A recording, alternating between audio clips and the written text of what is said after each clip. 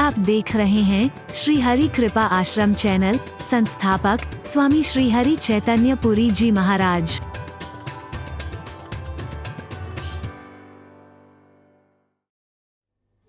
हम चालाकियां करते हैं, हम होशियारी दिखाते हैं धन पाने के लिए, दौलत पाने के लिए, मान सम्मान पाने के लिए, प्रतिष्ठा पाने के लिए, पद पाने के लिए, दुनिया को पाने के लिए। लेकिन ये है धन्य जो दुनिया नहीं, दुनिया के मालिक को पाना चाहते हैं, उसकी कृपा को पाना चाहते हैं, उसका सामीप्य पाना चाहते हैं, उसका सानिध्य पाना चाहते हैं।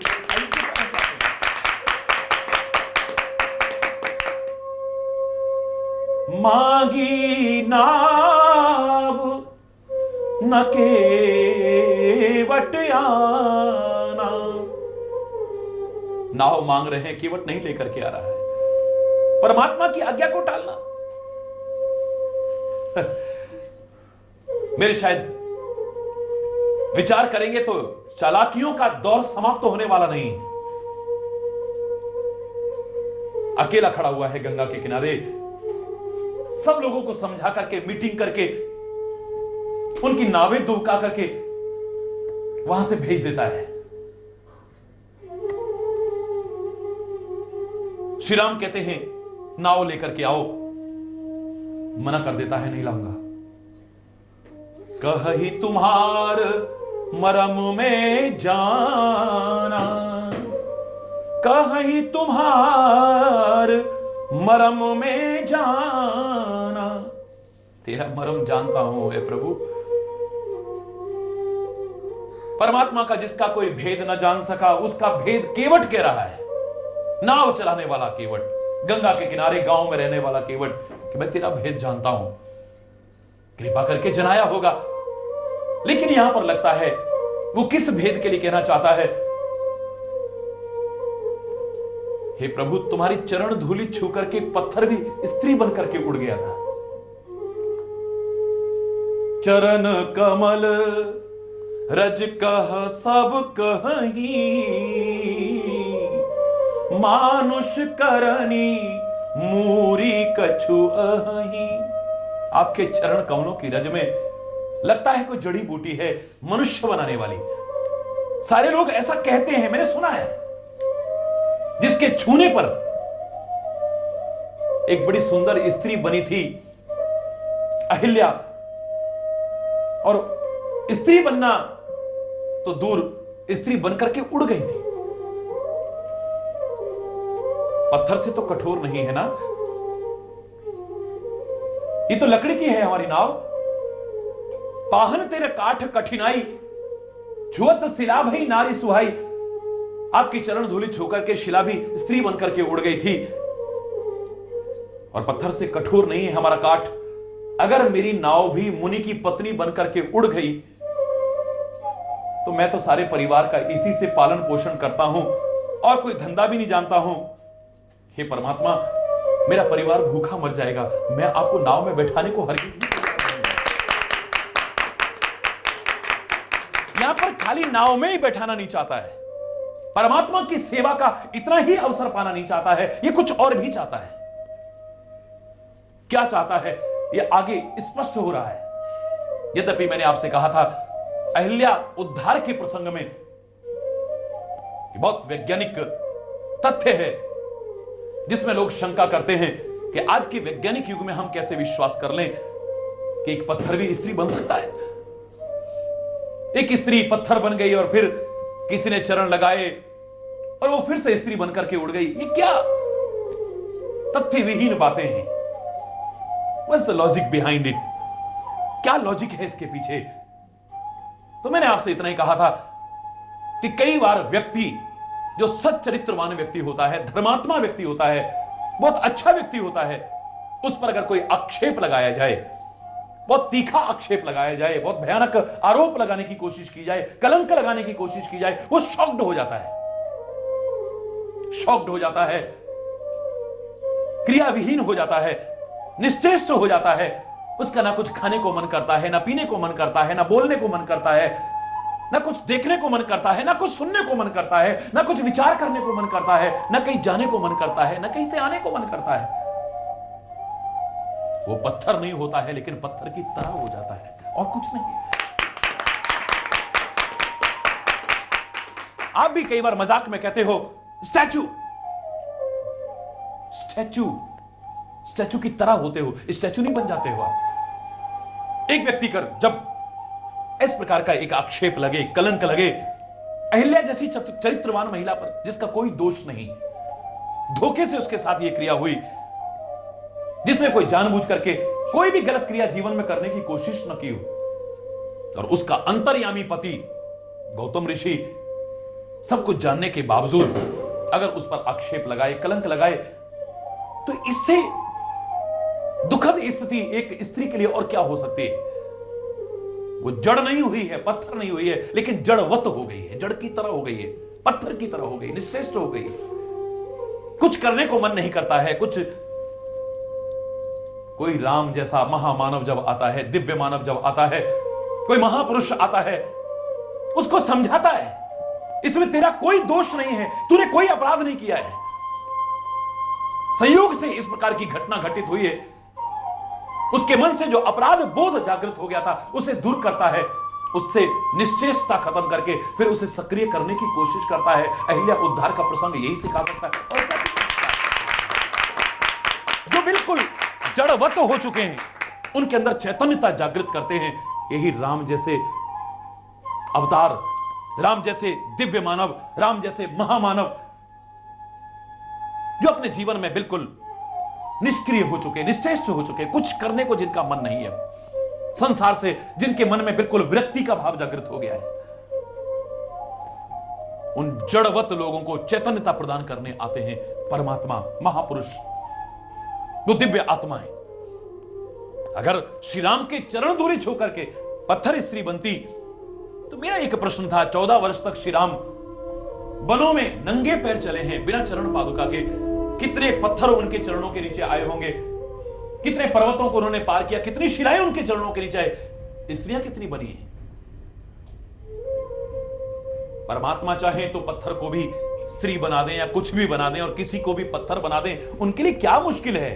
सर्वशक्तिमान है वो, उसकी उन शक्तियों पर संदेह करना तो हमारी मूर्खता होगी। लेकिन फिर भी मैं आपसे प्रश्न कर रहा हूं कि श्री राम की चरण धूलि पता नहीं कितने पत्थरों पर 14 वर्ष के वन यात्रा के दौरान पड़ी होगी, कितनी शिलाओं पर पड़ी होगी, लेकिन एक भी स्त्री नहीं बनी है। श्री राम चरित्र में अगर ध्यान से देखें तो अहिल्या का जो उद्धार है, मैं ये भी मानने में कोई संकोच नहीं करता हूं कि वो शिला हो चुकी थी और फिर नारी बनी है प्रभु के चरण धूलि छू करके। लेकिन आज अगर व्यक्ति वैज्ञानिक युग की दुहाई देकर के इस प्रकार की शंका करता है, उस सर्वशक्तिमान की, परमात्मा जिसको मानता है उसकी लीलाओं पर संदेह करते हुए, तो मैं आपको यही बताना चाहूंगा, व्यावहारिक उत्तर आपको यही देना चाहूंगा कि इस प्रकार के आक्षेप लगने पर, इस प्रकार का कलंक लगने पर, जो जड़वत हो चुकी थी, जिसका अब कुछ करने को मन नहीं करता है, राम जैसा महामानव आकर के उसके अंदर चैतन्यता जागृत करता है और उसे प्रेरित करके उसके पति के पास वापस लौटाने की कोशिश करता है। लेकिन यहां पर जो भाव आता है, केवट कहना चाहता है कि हे स्वामी, आपके चरणों में, आपकी चरण धूलि में लगता है कोई ऐसी जड़ी बूटी है जो पत्थर को भी स्त्री बनाने की सामर्थ्य रखती है, और पत्थर से मेरी नाव कठोर नहीं है, लकड़ी की है तो, काठ की है तो, अगर मेरी नाव मुनि की पत्नी बनकर के उड़ गई, मेरे पास तो और कोई धंधा भी नहीं है, सारे परिवार का पालन पोषण इसी के द्वारा ही करता हूं, भूखा मर जाऊंगा मैं। आप तो सारी सृष्टि को भरण पोषण करने वाले हो, और मेरा अगर भरण पोषण खत्म करने का काम करते हो तो ऐ परमात्मा, मुझे आपकी ये लीला पसंद नहीं आएगी। इसलिए मैं जो कहना चाहता हूं उसे ध्यान से सुनना। मैं आपको नाव में बैठाने में संकोच नहीं कर रहा हूं, आपको नाव में बिठा करके गंगा पार करने में संकोच नहीं कर रहा हूं, लेकिन आपको एक बात मेरी माननी पड़ेगी, मुझे डर आपसे नहीं है, आपके चरणों से नहीं है, आपकी चरण धूलि से है। एक बार अपने चरणों को धुला लो, मैं आपको नाव में बिठा करके गंगा को, परमात्मा की सेवा करना चाहता है, परमात्मा की सेवा का सौभाग्य उसे कि नाव में बिठा करके गंगा के पार करे, लेकिन साथ ही साथ प्रभु के चरणों को धोना चाहता है। कितने लोगों ने प्रभु के चरण धोए होंगे? धनुष यज्ञ के बाद में विवाह के समय जब फेरे होने लगे हैं, तो उससे पहले महाराजा जनक ने श्री राम के चरण धोए हैं। हरि बोल, जोर से बोलो ना, हरि बोल। पूरे रामचरितमानस में अगर आप देखें तो गिने चुने लोगों को सौभाग्य मिला है श्री राम के चरण पखारने का, या शबरी ने चरण धोए हैं, या बहुत कोई प्रेमी मिला है उसने अपनी आंखों के जल से ही प्रभु के चरणों को पखार दिया है, और या फिर आज केवट धो रहा है। पूर्व में 52 अवतार में ब्रह्मा को चरण धोने का सौभाग्य मिला था। जब अपना विराट रूप दिखाया, एक चरण ब्रह्मलोक तक पहुंचा, एक चरण को ब्रह्मा ने धो करके अपने कमंडल में जो थोड़ा सा जल था भर करके गंगा का निर्माण किया है। मुझे तो लगता है ये मानव मात्र को शिक्षा है, किसी ने क्या किया है खाली इतने तक सीमित मत रहो। जब उन्होंने इतने महान कार्य किए हैं तो ए मानव, परमात्मा की कृपा को याद रखते हुए उसका नाम लेकर के प्रयास कर। उन महान आत्माओं ने जो कार्य किया उसे तू भी करने की सामर्थ्य रखता है, क्यों नहीं रखता? जो ब्रह्मा कर सकता है इसे तू भी कर सकता है। अगर ब्रह्मा के धोने पर, परमात्मा के चरण धोने पर गंगा का निर्माण हो सकता है, तो चाहे तू अपने आप को नीच समझता हो, समाज तेरे को नीच समझता हो, पर अगर तू परमात्मा के प्रति प्यार रखता है, भक्ति रखता है, परमात्मा की कृपा का अधिकारी बनता है, तो तू भी एक गंगा का निर्माण कर सकता है। परमात्मा के चरणों का जल ही तो गंगा है, जो ब्रह्मा ने अपने कमंडल में रखा, समय आने पर उसे छोड़ा, शंकर ने अपनी जटाओं में लिया और वहां से पृथ्वी लोक पर गंगा आई। भगवान के चरण कमलों को धो करके जब गंगा का निर्माण ब्रह्मा कर सकता है, तो मुझे तो लगता है केवट ने भी एक नई गंगा का निर्माण किया है। ये बता रहा है कि अगर आप संकल्प ले लो तो संसार में कोई भी कार्य आपके लिए असंभव नहीं है। आप असंभव को भी संभव, कठिन को भी सरल बनाने की सामर्थ्य रखते हो परमात्मा की कृपा से, अहंकार करके नहीं।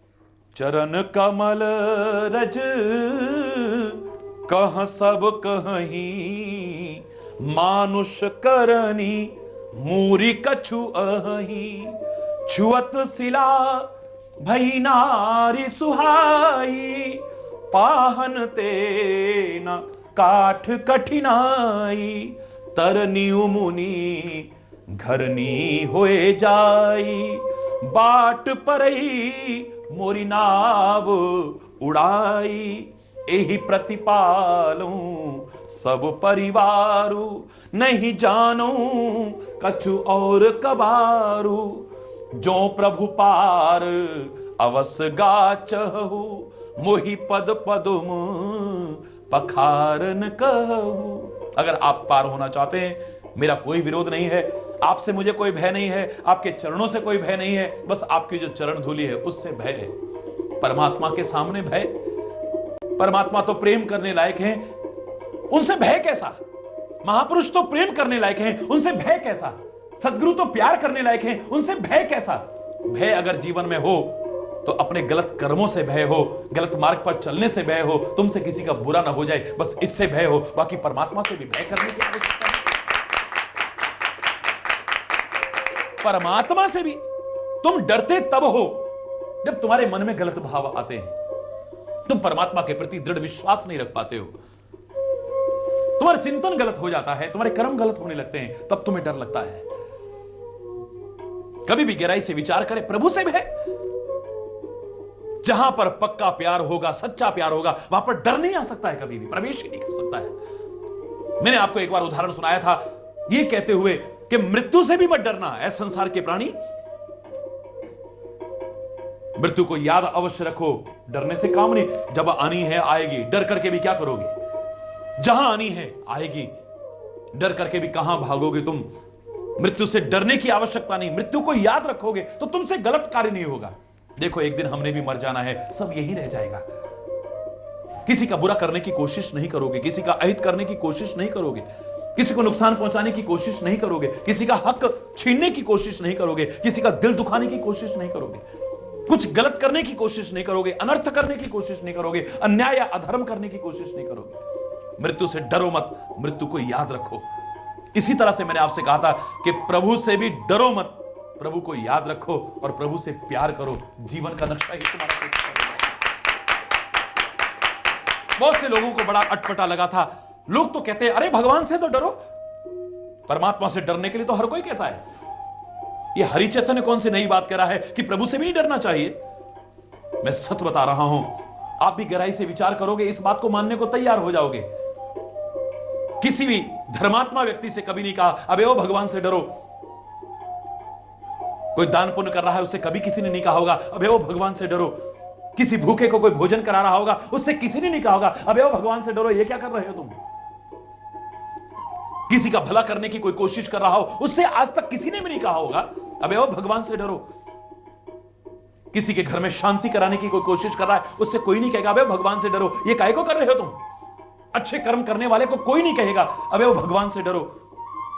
ये कब कहते हैं? जब कोई गलत मार्ग पर चलता है, बुरा करने की कोशिश करता है, बुराई के मार्ग पर पैर रखने की कोशिश करता है, किसी की बुराई करने की कोशिश करता है, किसी का बुरा करने की कोशिश करता है, उससे कहते हैं अबे वो डरना है भगवान से तो कम से कम।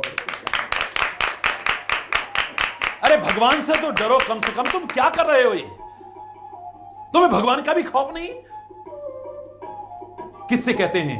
अच्छा कर्म करने वाले से नहीं, बुरा कर्म करने वाले से कहते हैं अबे वो भगवान से डरो। प्रत्यक्ष में आपको भगवान से डराया जा रहा है, लेकिन गहराई से विचार करोगे तो अप्रत्यक्ष में तुम्हें भगवान से नहीं, बुरे कर्मों से डराया जा रहा है, किसी का बुरा करने से डराया जा रहा है, बुराई के मार्ग पर पैर रखने से डराया जा रहा है। मैंने आपको उदाहरण सुनाया था, जहां सच्चा प्यार है वहां डर शब्द नहीं आ सकता है। एक राजा और रानी अपनी सेना के साथ, अपने परिवारजनों के साथ समुद्र की यात्रा कर रहे थे। सागर में चले जा रहे हैं, अचानक तूफान आ जाता है, जहाज डगमगाने लगता है। जब जहाज डगमगाने लगा, हाहाकार मच गया, लोग भागने लगे, त्राही त्राही मच गई। भय के कारण सबकी बुरी दशा हुई पड़ी। सारे के सारे भयभीत हैं, भाग रहे हैं, लेकिन राजा तो ध्यान लगा करके बैठ गया। प्रभु से बड़ा प्यार करता था, प्रभु का स्मरण करते हुए आंखें बंद करके ध्यान में मग्न हो गया, प्रार्थना हृदय से करने लगा प्रभु से। रानी को बड़ा बुरा लगा। रानी आई पास में, महाराज उठो ना, महाराज उठो ना, लेकिन राजा उठने का नाम नहीं रहा, जबरदस्ती उठाया।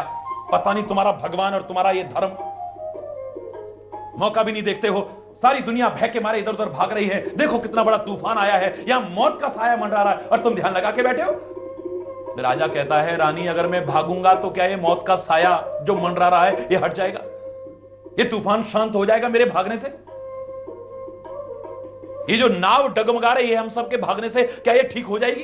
ये जहाज जो डगमगा रहा है ये ठीक हो जाएगा? फिर भी डर तो लगता है ना। देखो ना क्या हालत हो रही है, तुम तो आंखें बंद करके बैठ गए हो और भगवान का ध्यान करने लगे। बोले मुझे डर नहीं लग रहा। आपको डर क्यों नहीं लग रहा? मैं जानना चाहती हूं। इतना भयानक तूफान आया हुआ है, सारे डर रहे हैं, लेकिन आपको डर क्यों नहीं लग रहा है? राजा ने जवाब तो नहीं दिया, लेकिन अपनी नंगी तलवार निकाल करके गर्दन पर रख दी जोर से। जितने लोग भाग रहे थे सारे के सारे स्थिर होकर के खड़े हो गए। तूफान के भय से भी ज्यादा भय था कि रानी की गर्दन अब बचने वाली नहीं है। हम जानते हैं राजा के बारे में, जब इसकी नंगी तलवार निकल के किसी की गर्दन पर आती है तो उसकी गर्दन काटे बिना वापस नहीं लौटती है म्यान में। हाय रानी का क्या होगा, हाय रानी का क्या होगा। अब उस भय की बजाय ये भय आ गया और सारे के सारे जहां थे वहीं खड़े हो गए। उस दृश्य को देख करके कांप रहे हैं सारे के सारे, लेकिन रानी थी हंसे जा रही थी। राजा पूछता है रानी तुम्हें डर नहीं लग रहा? नहीं महाराज, मेरी नंगी तलवार देख करके तुम्हें डर नहीं लग रहा? नहीं महाराज, मेरी नंगी तलवार तुम्हारी गर्दन पर है, ये सोच करके तुम्हें डर नहीं लग रहा? बोले नहीं महाराज, ये जानने के बाद भी कि मेरी नंगी तलवार अगर किसी गर्दन पर आ जाए उसे काटे बिना वापस नहीं लौटती, ये जान करके तुम्हें डर नहीं लग रहा? बोले नहीं महाराज। क्यों डर नहीं लग रहा? इसलिए डर नहीं लग रहा, आप मुझे मार ही नहीं सकते, मैं आपसे प्यार करती हूं और आप मुझसे प्यार करते हो। हमारा प्यार इतना ज्यादा है कि आप मेरा बुरा कर ही नहीं सकते, मेरा जीवन ले नहीं सकते। राजा बोले क्या जवाब नहीं मिला तेरे को? तू कह रही है कि तुमको डर नहीं लग रहा इस तूफान को देख करके? सारे भयभीत हो रहे हैं, आपको डर क्यों नहीं लग रहा है?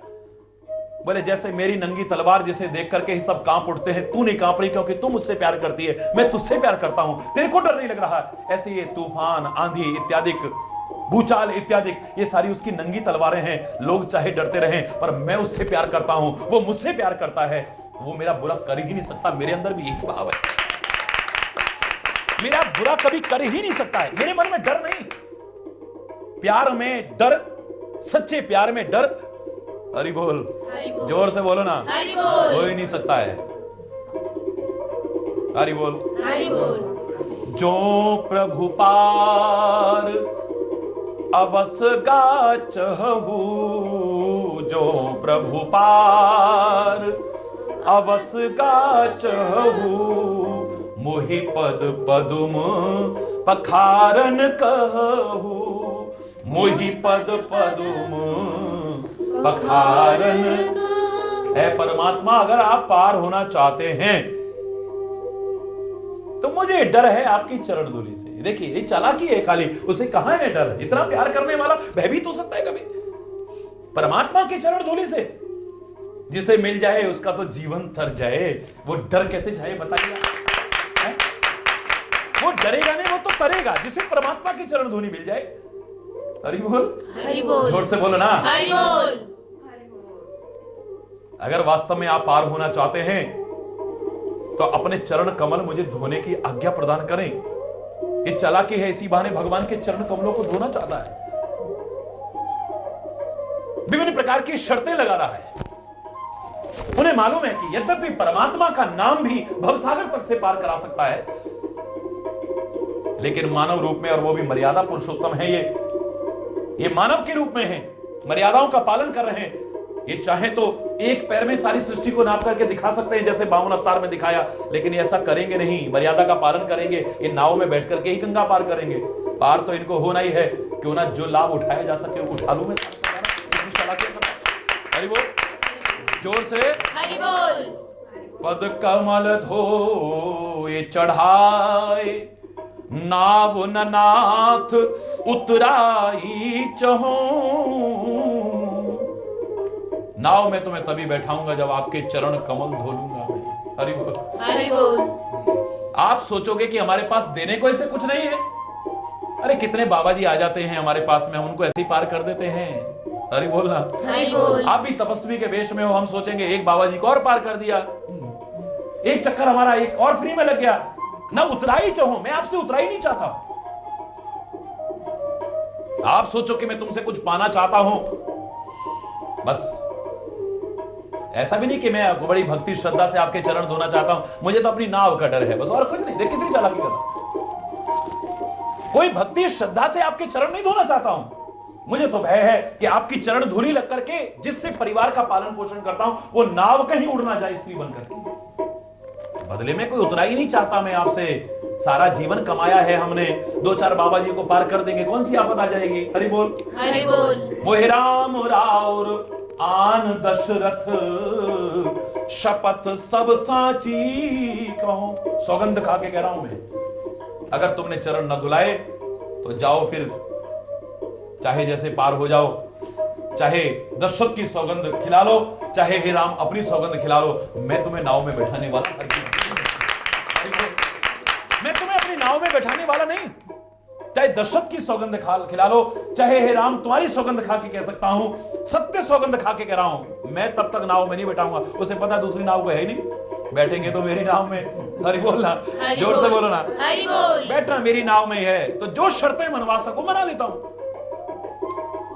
यहां तक कहते हैं कि उसने गंगा जी में चल करके दिखाया, देखो है कितनी सी गंगा जी, ये देखो इतना इतना पानी है, कहीं कहीं घुटने भरे। आप कहो तो मैं तुम्हारा हाथ पकड़ करके गंगा के पार कर देता हूं, लेकिन नाव में तो तभी बैठाऊंगा जब अपने चरण कमल धुला लोगे, चाहे लक्ष्मण भी मेरे को तीर क्यों ना मार दे। हरि बोल। हरि बोल। लगता है कि लक्ष्मण को गुस्सा आया होगा, ऐसी शर्तें लगा रहा है, फिर दशरथ जी की सौगंध खा रहा है, हमारे पिता की राम की सौगंध खा रहा है, इतनी बहस कर रहा है, तो लगता है उन्हें गुस्सा। हरि बोल। हरि बोल। लक्ष्मण करने नहीं गुस्सा, बर तीर मारहु लखन पे, जब लग्न पाए पखारहु, तब लग्न तुलसी दास नाथ कृपालु। पार उतारो, मैं पार करने वाला। चाहे दशरथ की सौगंध खिला लो, चाहे राम तुम्हारी सौगंध खा के कह दूं मैं, चाहे लक्ष्मण मेरे को तीर क्यों ना मार दे, लेकिन जब तक आपके चरण कमल नहीं धोऊंगा मैं तुम्हें गंगा के पार करने वाला नहीं हूं। बड़े अटपटे वचन कह रहा है। हरि बोल। हरि बोल। जोर से बोलो ना। हरि बोल। बड़े अटपटे वचन कह रहा है, लेकिन परमात्मा दावे से कह रहा हूं, कभी गहराई से विचार करके देखिए, तुम्हारी वाणी से क्या अटपटे शब्द निकल रहे हैं, इन पर ध्यान नहीं देंगे, लेकिन अगर वो प्रेम के लपेटे हुए हैं, सच्चे प्रेम के लपेटे हुए हैं, तो चाहे अटपटे भी क्यों ना हो, वो परमात्मा के हृदय को प्रसन्न कर देंगे। बोलो श्री गुरु महाराज की जय। एक बार तुम्हारी जबान से अगर गलत शब्द भी निकल रहे हैं, लेकिन तुम्हारे हृदय में भाव सच्चा है, प्यार सच्चा है, दिखावटीपन नहीं, सच्चा प्यार है, तो परमात्मा उससे रिश्ते हैं, क्योंकि परमात्मा तो प्यार के भूखे हैं, हृदय की भावनाओं के भूखे हैं। कहते भी हैं भाव का भूखा हूं मैं, और भाव ही बस सार है। भाव से मुझको भजे तो भव से बेड़ा पार है। भाव बिन सुनी पुकारों को कभी सुनता नहीं। चाहे कितने भी अच्छे स्तोत्र बोलने लग जाओ, कितने अच्छे गीत गाने लग जाओ, कितने अच्छे भजन गाने लगो, मैं रीझने वाला नहीं है। भाव बिन सुनी पुकारों को कभी सुनता नहीं, और भाव की एक टेर भी करती मुझे लाचार। भाव की एक टेर भी करती मुझे लाचार है। भाव बिन वस्त्र भूषण, वस्त्र धन और ये आभूषण कुछ न मुझको चाहिए, अन्न धन और वस्त्र भूषण कुछ न मुझको चाहिए। भाव से एक पुष्प भी दे वो मुझे स्वीकार है। भाव से एक पुष्प भी दे वो स्वीकार है। बिना भाव के तो चाहे जो करता रहे, परमात्मा प्रसन्न होने वाले नहीं हैं। सुन के वट के बैन, सुन के वट के प्रेम लपेटे अटपटे, प्रेम लपेटे अटपटे, विहसे करुणा ऐन, विहसे करुणा ऐन, चितई जान की लखन तन, चितई जान की लखन तन। केवट के वो वचन सुन करके जो अटपटे अवश्य थे, लेकिन प्रेम में लपेटे हुए थे। प्रेम लपेटे अटपटे, विहसे करुणाएन, श्री राम मुस्कुराने लगे। हरि बोल, हरि बोल। अब किसी से हम बात कर रहे हो, मुस्कुराने की बात आएगी तो उसको देख करके मुस्कुराएंगे ना। अगर पीछे से मुस्कुरा रहे तो कोई राज और है। हरि बोल, हरि बोल। किसी से हम बात कर रहे हैं और हमें कहीं अंदर ही अंदर मुस्कुराहट आती है, चाहे हम बड़ा स्पष्ट उसे प्रकट न करें, हल्की सी भी मुस्कुराहट आती है तो उसके सामने हम प्रकट करेंगे ना उसे। अगर कहीं और देख करके करें, इसका मतलब मन में कुछ और है। हरि बोल, हरि बोल। विहसे हैं अवश्य, मुस्कुराए हैं अवश्य श्री राम, पर चितई जानकी लखन तन। बात कर रहे हैं केवट से, पर उसे देख करके नहीं मुस्कुरा रहे, उधर से हरि बोल, हरि जोर से बोल। बोलो ना। हरि बोल। चितई जानकी लखन तन, लक्ष्मण और जानकी को देख करके मुस्कुरा रहे हैं। लगता है इसमें कोई राज है, और क्या राज हो सकता है? मुझे अपनी भावना से जो इसकी अंतर कथाएं बहुत सुंदर लगी, वो मैं आपको जरूर बताने की कोशिश करूंगा। कहते हैं कि केवट पुराने जन्म में कछुआ था, पूर्व जन्म में, और क्षीर सागर में रहने का इसे सौभाग्य मिला था। एक बार क्षीर सागर में रहने वाला ये कछुआ, इसके मन में आया कि काश मैं प्रभु के चरण कमल छू सकूं। ये भाव लेकर के ये आगे बढ़ा, प्रभु के चरण कमल छूने की, विष्णु के चरण कमल छूने के लिए आगे बढ़ाई। ये अंतर कथा मिलती, लेकिन लक्ष्मी जी जो चरण दबा रही थी, उन्होंने देखा कि एक कछुआ प्रभु के चरणों की तरफ आ रहा है, कुछ नुकसान ना पहुंचा दे। उन्होंने हाथ मारा, उसे नीचे गिरा दिया। लेकिन इसके मन में था कि प्रभु के चरण छूं।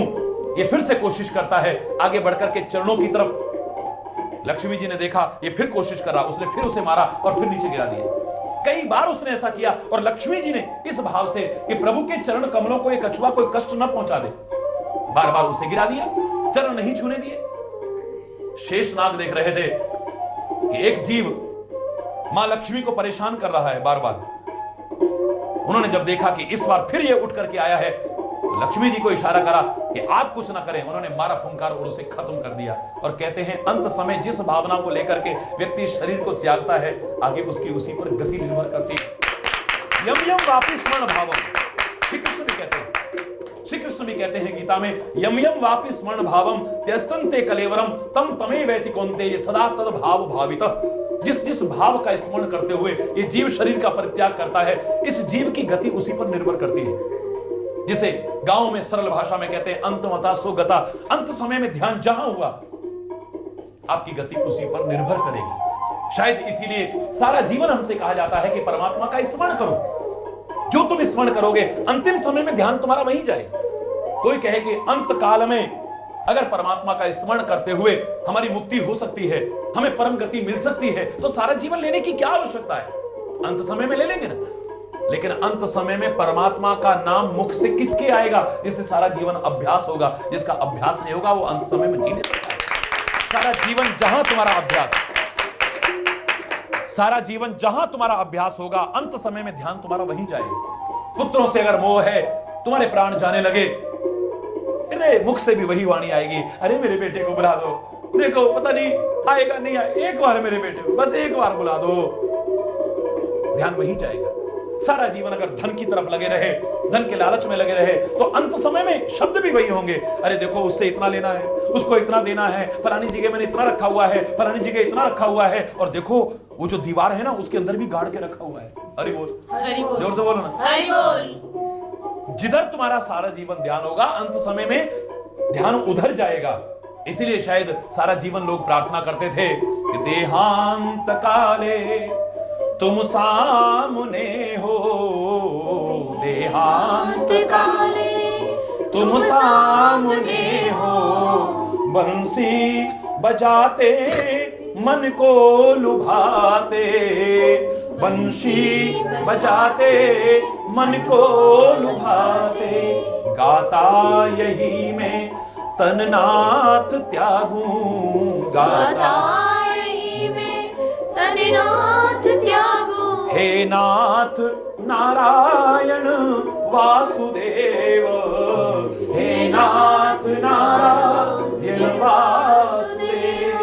ऐ परमात्मा, अंत समय में तेरा स्मरण हो, तेरा स्वरूप हमारे सामने हो। इतना तो करना स्वामी, जब प्राण तन से निकले, तेरा नाम लेते लेते ये प्राण लोग इस प्रकार के भाव प्रार्थना करते प्रभु से सदैव से कहते रहे। हमेशा से यही प्रार्थना रहती है कि ऐ परमात्मा, तेरा स्मरण करते हुए सारा जीवन जहां हमारा अभ्यास होगा, अंत समय ध्यान वहीं जाएगा। उसमें भी संभावना है कि पता नहीं ध्यान कहां चला जाए। रामायण में तो यह कहने में भी संकोच नहीं किया, जन्म जन्म मुनि जतन कराही, पर अंत राम कहीं आवत नाही। सारा जीवन जो मुनि जत्न करते हैं, उनके मुख से अंत समय राम नहीं निकलता। तो तू सोचे कि सारा जीवन गलत करता रहे और अंत में राम निकल जाए, तो ये तेरी मूर्खतापूर्ण ही चिंतन होगा, तेरी समझदारी नहीं। फिर तेरा अंत कब होगा क्या तू जानता है? कौन सा क्षण तेरे जीवन का अंतिम क्षण होगा क्या तू जानता है? हरि बोल, हरि बोल। कब तेरे प्राण निकल जाएं क्या पता है। इस शरीर से बेहतर यही है कि समय से परमात्मा का स्मरण करना शुरू, परमात्मा का स्मरण करते हुए अपने कर्तव्य का पालन हमेशा हमें करने की कोशिश करनी चाहिए। खैर, यह प्रसंग एक अलग प्रसंग हो गया। केवट पूर्व जन्म में जो कछुआ था, मन में इसी भावना को लिए हुए, इसी भावना को अपने अंतर में रखते हुए अपने प्राणों का त्याग कर देता है। और कहते हैं कि जिस भाव का स्मरण करते हुए शरीर त्यागता है, आगे उसकी गति उसी पर निर्भर करती है। इस जन्म में केवट बना है, प्रभु के चरण छूने का भाव लेकर के इसने प्राण त्यागे हैं, तो इस बार इसे प्रभु के चरण छूने का तो क्या, धोने का भी सौभाग्य मिल जाए तो कौन सी बड़ी बात है, ये तो बहुत बड़ी बात है। लेकिन परमात्मा जो हंसे लक्ष्मण और सीता को देख करके, मुझे लगता है कि श्री राम उन्हें स्मरण कराना चाहते हैं कि याद करो, ये वही केवट है जो कछुए रूप में मेरे चरण छूना चाहता था, लेकिन हे सीता, तुमने भी इसे बार बार धक्का मार करके गिराया था, और हे शेषनाग लक्ष्मण, तुमने भी फुंकार मार के इसकी प्राण लीला ही, जीवन लीला ही समाप्त कर दी थी। तब तो तुमने चरण भी नहीं छूने दिए थे, लेकिन आज तो ये रगड़ रगड़ करके चरण धोने वाला है। अब इसे रोक सकते हो तो रोक करके दिखाओ, अब इसे रोक सकते हो तो रोक करके दिखाओ। ये वही है, कोई और नहीं है। हरि बोल, हरि बोल। सुन केवट के बैन प्रेम लपेटे, अटपटे विहसे करुणा ऐन, चितहि जानकी लखन तन। लक्ष्मण और जानकी की तरफ देख करके मुस्कुराते हैं। एक भाव ये आता है, एक और भाव मुझे जो अच्छा लगता है वो कल ईश्वर की कृपा से बताने की कोशिश करूंगा। आज यहीं पर समय अभाव के कारण अगर कोई गलत शब्द निकला हो, उसके लिए क्षमा चाहता हुआ अपनी वाणी को विराम दूंगा। एक बार जोर से बोलेंगे, धर्म की जय हो, अधर्म का नाश हो, प्राणियों में सद्भावना हो, विश्व का कल्याण हो, गौ माता की, जय हो, भारत माता की, जय हो, गंगा माता की, जय हो, संत समाज की, जय हो। भारत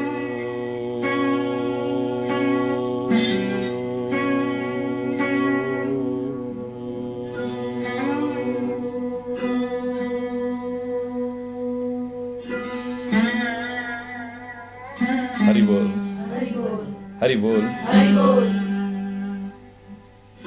बहुत अच्छा प्रसंग चल रहा था ईश्वर की कृपा से। अवध कांड में गंगा के किनारे केवट और श्री राम का संवाद।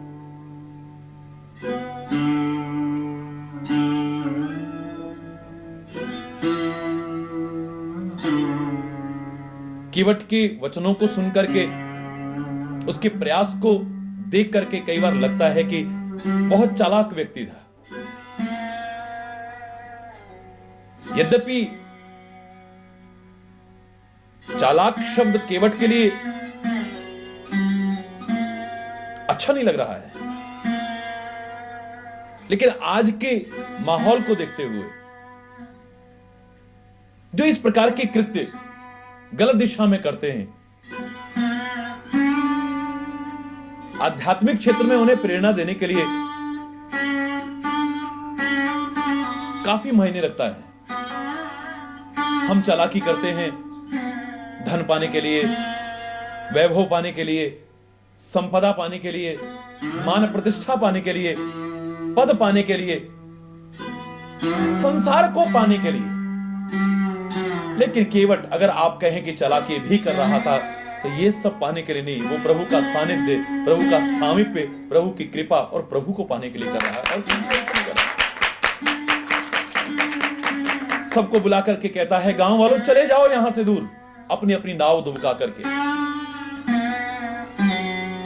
एक भी व्यक्ति यहां मौजूद न रहे, क्योंकि यहां पर अयोध्या के सम्राट का पुत्र राम आने वाला है।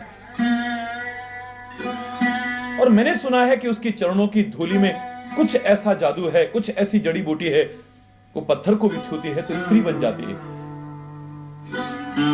पत्थर से कठोर नहीं है हमारा काठ।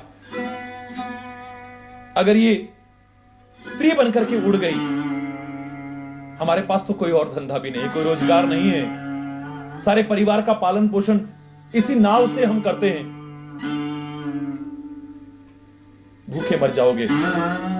मेरी बात मानते हो तो सारे के सारे अपनी नाव दुबका करके चले जाओ। यहां से उसकी पहली चालाकी शुरू हो रही है, जिसे चालाकी कहने में मुझे बहुत संकोच सा महसूस हो रहा है। ऐसी चालाकी पर तो दुनिया की सारी विद्वता, सारी समझदारी को भी कुर्बान कर दिया जाए तो बहुत कम नजर आए। इसका उद्देश्य किसी को धोखा देना नहीं है, किसी को लाभ से वंचित रखना नहीं है जो आगे उजागर होगा। कोई लौकिक सुख, संपदा, धन, वैभव, पद प्रतिष्ठा पाने के लिए नहीं है। मैं यहां होऊंगा, अकेला मैं होऊंगा तो प्रभु की सेवा का अवसर मुझे मिल जाएगा। लेकिन वो मात्र अपना उद्धार चाहता, तो अंत में जो उसने किया है, अपने कुल को, सारे ग्रामवासियों को, यहां तक कि जो आज मौजूद हैं उनके लिए नहीं, जो अपने पूर्वज हैं उन तक को तारने का जो प्रयास किया है, उससे पता चल रहा है वो इतना स्वार्थी नहीं है, इतना स्वार्थी नहीं है जो खाली अपना हित चाहे और दूसरों को। हरि बोल। श्री राम आए हैं, कुल आलम जिसके आगे झोली फैलाने को तैयार रहता है, मांगने को तैयार होता है, आज वो मांग रहा है। मांगी नाव न केवट आना, मांगी नाव न केवट आना। आज वो परमात्मा मांगे और केवट कह रहा कि मैं नाव नहीं लाऊंगा। प्रश्न उठता है कि अगर ये नहीं ला रहा तो औरों से क्यों नहीं मंगा ली है? क्योंकि मैंने आपसे पहले कहा, इसने सबको वहां से, हरि बोल, कोई और दूसरा है ही नहीं वहां। मैं नाव लेकर के नहीं आऊं। क्यों नहीं लाना चाहते हो? कहीं तुम्हार मरम में जाना, कहीं तुम्हार मरम में जा। जग पे खन तुम देखन हारे, विधि हरि सम्मु न चावन हारे, तेऊ न जानहि मरम तुम्हारा, और तुम्हें को जाननी हारा। सारी सृष्टि को अपने इशारे पर नचाने वाले वो ब्रह्मा विष्णु महेश भी जब तेरा पार नहीं पा पाए, तेरा भेद और कौन जान सकता है। लेकिन केवट, गांव का वो गंवार केवट, नाव चलाने वाला केवट कह रहा है, कहीं तुम्हारा मर्म में जाना, मैंने तुम्हारा भेद जान लिया है। कैसे जान गया जब कोई नहीं जान सकता। लगता है कि परमात्मा ही कृपा करके जिसे जना दे वो जान सकता है, किसी और दूसरे को जानने को जान। जहां कहा कि कोई नहीं जान सकता, वहां यह भी कहा है कि सोई जाने जेहि देह जनाई, जाना तो तुम ही हो जाए। आप कृपा करके अपना भेद बता दो जीव को तो जान सकता है, वरना तो वेद भी तेरे बारे में बोलते बोलते हार करके नैति नैति नेति नेति कह करके, हरि बोल हरि बोल, पार नहीं पा पाए। ऋषि मुनि गए हार, तेरा भेद किसी ने न पाया, लोग बोला करते हैं। रात दिन साथ रहने वाला लक्ष्मण विभिन्न लीलाओं में उसका पार नहीं पावा। लक्ष्मण हुई है मरम न जाना, जो कछु चरित्र रचा भगवाना। रात दिन साई की तरह साथ रहने वाला लक्ष्मण नहीं जान पाता है। आज केवट कह रहा है कि कहे तुम्हारा मर्म मैं जाना, मैं तुम्हारा मर्म जान गया, तुम्हारा भेद जान गया हूं। क्या भेद जान गया है ये? जो भी जाना हो, लेकिन उसे उजागर न करके एक अबोध अज्ञानी बालक की तरह से प्रयास कर रहा है अंतर्यामी प्रभु के सामने। लेकिन मेरे परमात्मा हृदय के भाव को पहचानते हैं, और अगर सच्चा भाव है तो उस भावना के अनुरूप कृपा करने की सदैव से कोशिश करते आए। आपके चरणों की धूलि के बारे में मैंने सुना है। चरण कमल रज कह सब कहीं, मानुष करनी मूरी कछुअहि। क्या भेद जानता हूं? मुझे जानकारी मिली है कि आपकी चरण कमल रज के बारे में लोग कहते हैं मानुष बनाने वाली कोई जड़ी बूटी है इसके अंदर। छुअत शिला भई नारी सुहाई, पाहनते न काठ कठिनाई। इसको छू करके शिला भी स्त्री बन गई थी, और उस शिला से, उस पत्थर से ज्यादा कठोर मेरी नाव नहीं है। ये तो काठ की है, काठ उससे कठोर नहीं होता है। ये आप भी जानते हैं, मैं भी जानता हूं, सब जानते हैं कि परमात्मा के लिए कुछ भी असंभव नहीं, सर्वशक्तिमान है वो। लेकिन अगर कोई आज कहे, मैंने कल भी आपसे कहा, आज के वैज्ञानिक युग में क्या एक ढकोसला सा लगता है कि चरणों की धूली लगे और पत्थर स्त्री बन करके बैठ जाए।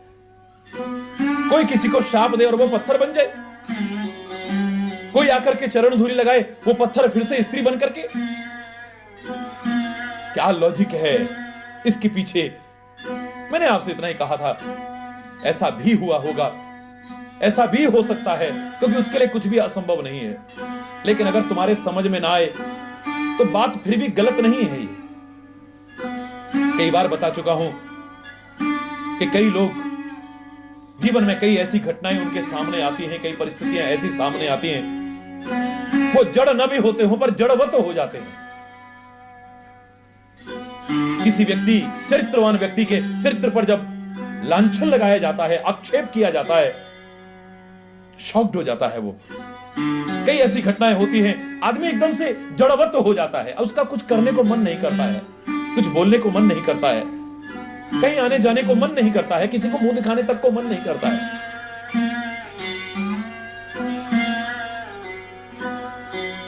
परम सती, परम पतिव्रत धर्म का पालन करने वाली, परम चरित्रवान धर्मनिष्ठ इस अहल्या के साथ धोखे से जो भी हुआ हो, लेकिन अंतर्यामी पति ही, दुनिया तो क्या, जब लांछन लगाने लगे, उस पर आक्षेप करने लगे, वो शॉक्ड हो गई है।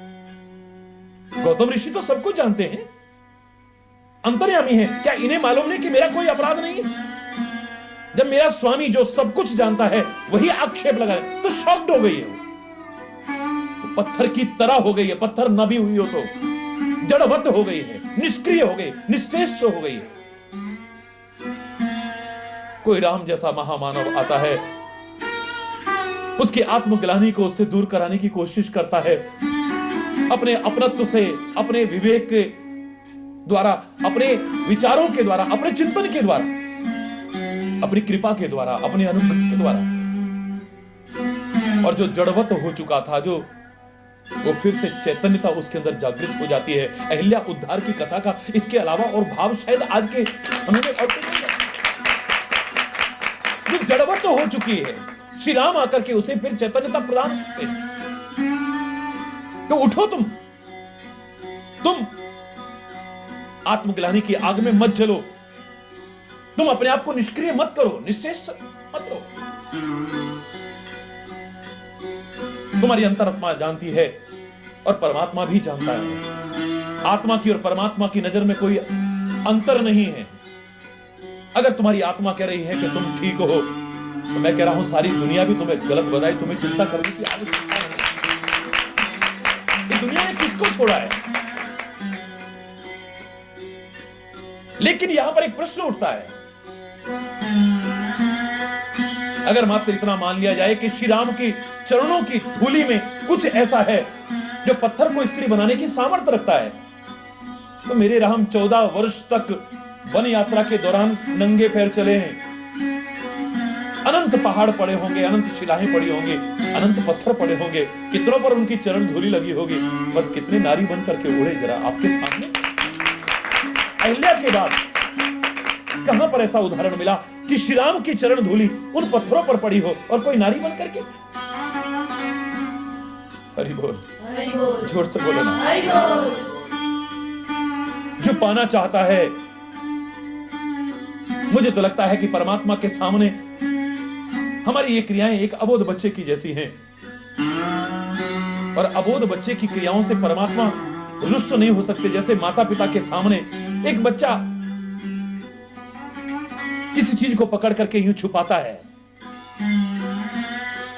बेटा इधर दो, इधर नहीं, मेरे पास नहीं है, मेरे पास नहीं है। यही क्रियाएं हैं हमारी, और क्या है? दिख रहा है सामने, तुम्हारे हाथ में है, तुमने हाथ पीछे करे हैं, तुम्हें अपने बच्चे की दिख रही है, उसे सृष्टि के कण कण की दिखाई दे रहा। फर्क इतना हो सकता है, तुम बाहर बाहर की देख सकते हो, वो अंतर की भी जानता है। वो जानता है कि ये जो बात कर रहा है इसके पीछे ये क्या चाहता है। हरि बोल, हरि बोल। फर्क इसका नहीं है, उसे भय इसका नहीं है। तिनके चरण धूलि लगने के कारण नाव स्त्री बनकर के उड़ जाएगी। भय इसका है कि परमात्मा मेरे सामने है और फिर भी जो उनसे लाभ उठा सकता हूं उससे कहीं वंचित न रह जाऊं, ज्यादा से ज्यादा लाभ उठाने की। परमात्मा से ही हृदय से प्रार्थना की होगी, परमात्मा मुझे वो भाव दो कि इन सौभाग्यशाली क्षणों का जितना ज्यादा से ज्यादा हो मैं लाभ उठा सकूं, मानव जीवन का जो परम लाभ कहा जा सके उसे उठा सकूं, सार्थक हो जाएं ये क्षण, और इन क्षणों की सार्थकता से मेरा जीवन सार्थक हो जाए। बस ये अगर आपने अवश्य पार ही होना है तो हे प्रभु अपने चरण कमलों को धोने को कह दो ना। असली बात पे आ गया ना, चरण कमल धोने को कह दीजिए। मैंने कल भी आपसे कहा, गिने चुने लोगों को सौभाग्य मिला है श्री राम के चरणारविंद पखारने का। या जनक ने पखारे होंगे, या शबरी ने पखारे होंगे, और या फिर आज ये पखारने की कोशिश कर रहा है।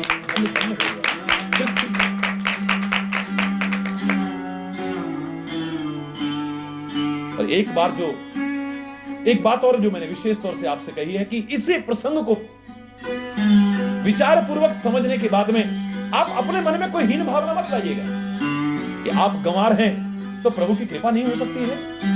आपको वेदों शास्त्रों का ज्ञान नहीं है, किसी भाषा विशेष का ज्ञान नहीं है, तो आप पर प्रभु की कृपा नहीं हो सकती है।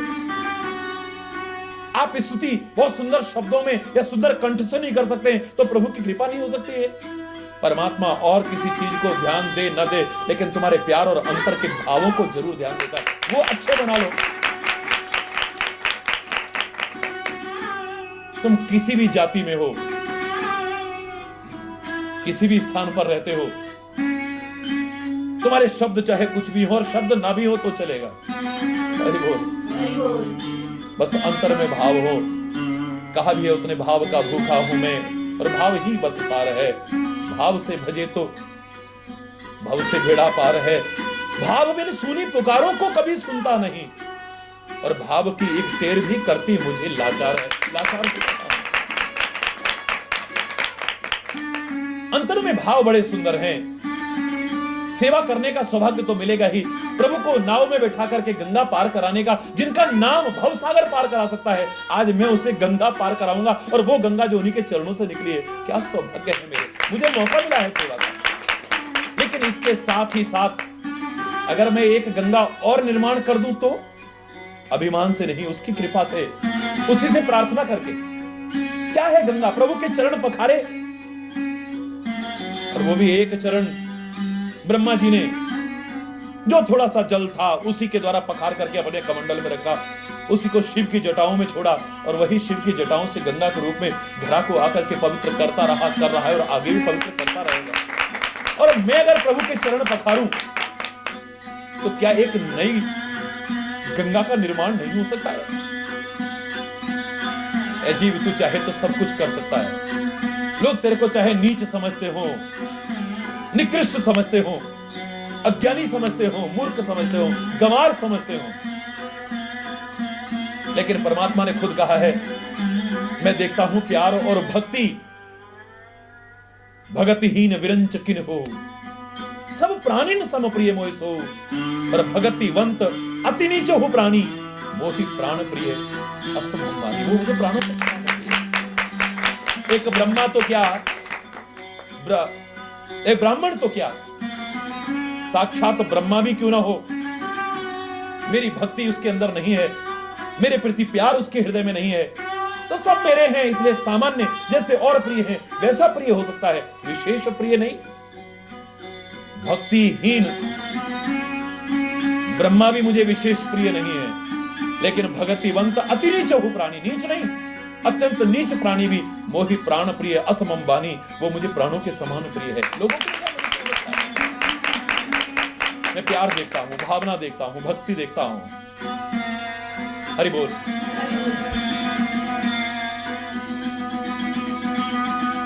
आपने अगर वास्तव में पार होना है तो ऐ परमात्मा मुझे अपने चरण कमल पखारने को कह दो। अगर मेरे चरण कमल ना पखारे, आप चाहे लाख कहते रहें, मैं आपको गंगा के पार करने वाला हरगिज नहीं। वही राम राउर आन दशरथ सपत सब साची कहूं, मैं झूठ नहीं बोल रहा हूं, मैं सौगंध खा के कहता हूं।